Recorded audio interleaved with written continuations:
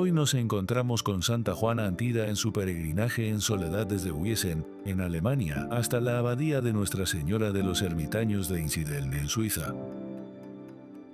Rejoignons maintenant Jeanne Antide sur sa route. Elle s'est remise en marche le dimanche après Pâques, après avoir prié longuement devant le Saint-Sacrement. Elle a laissé une lettre au solitaire. Je vous quitte pour faire la volonté de Dieu. Elle sait simplement qu'elle ne doit pas rester là, que ce n'est pas son chemin. Mais quelle est la volonté de Dieu pour elle? Et pour cela, elle va marcher longuement, à travers la Bavière, le lac de Constance, jusque là où Dieu voulait qu'elle arrivât. Rosalie, décrivant cette marche, nous dit « Elle se remit donc en marche, sans savoir la langue allemande, sans connaissance de personne, sans argent, sans passeport, sans connaître la route qu'elle devait suivre.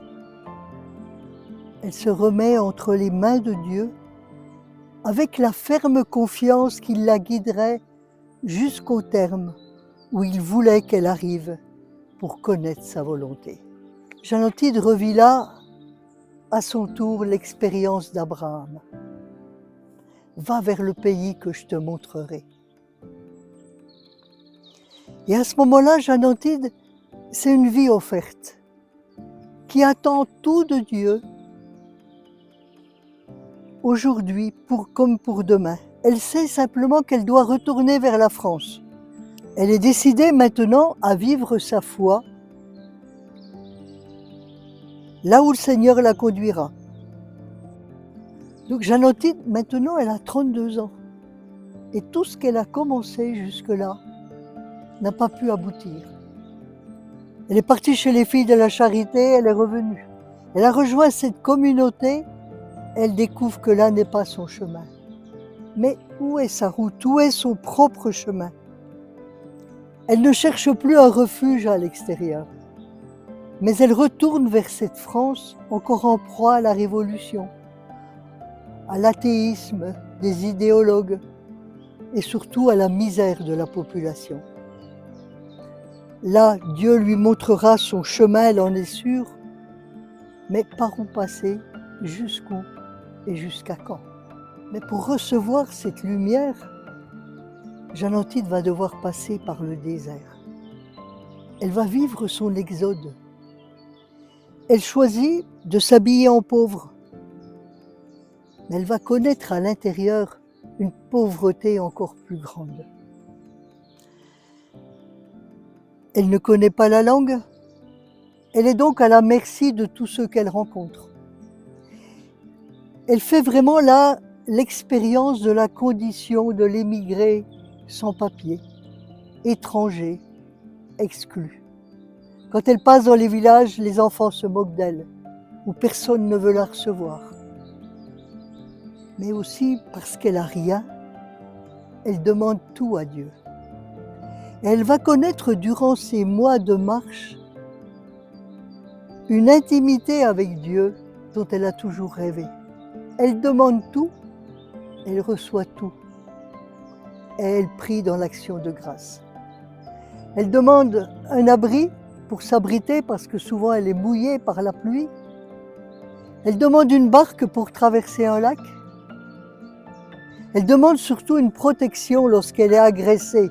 Et combien de fois elle crie vers Dieu, « Mon Dieu, gardez-moi » Et parfois elle dit à Dieu, « Je ne sais pas où je vais, ni ce que vous voulez de moi. »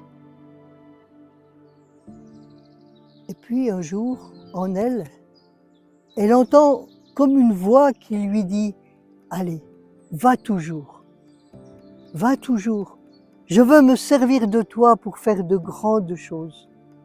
Avance encore, je te montrerai là où je veux que tu arrives. » Alors Jeanne Antide, forte de cette invitation intérieure, de cette promesse, va continuer sa route.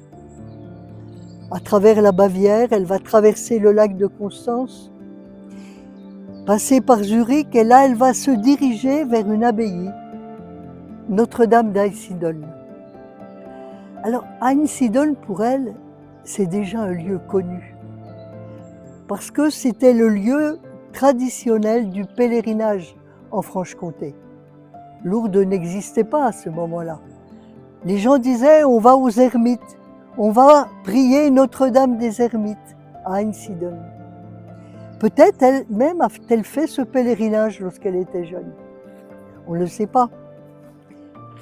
Mais elle continue sa route et on comprend son émotion lorsque, au-dessus d'un col, elle aperçoit au loin les tours d'Einsiedeln.